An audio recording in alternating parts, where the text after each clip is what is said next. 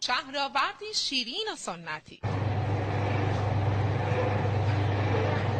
این شیرینی مقوی برگرفته از مواد باسلوق شامل شیره انگور، آرد گندم، آرد برنج، زنجبیل، هل و گلاب هست. سوغاتی که هم کام مشتری رو شیرین میکنه و هم تولید کننده رو. ما 4 سال پیش کارمون رو با مجوز مشاغل خانگی شروع کردیم با 3 نیرو. الان در حال حاضر مجوزمون کارگاهیه، با 20 نیرو داریم ادامه تولید میدیم. در حال حاضر بر حسب سفارش 2 تن در ماه تولید داریم.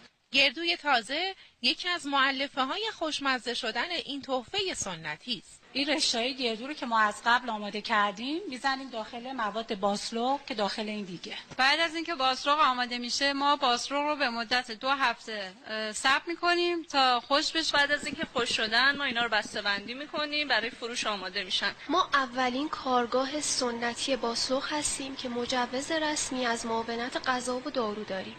کارگاه ما به صورت کاملا سنتی و بهداشتی و بدون مواد افزاینده باسلوق تولید میکنه.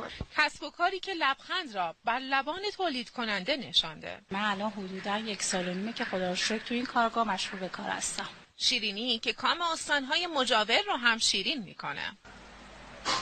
محصول ما در حال حاضر در شهرستان‌های استان مرکزی و قم و تهران پخش میشه.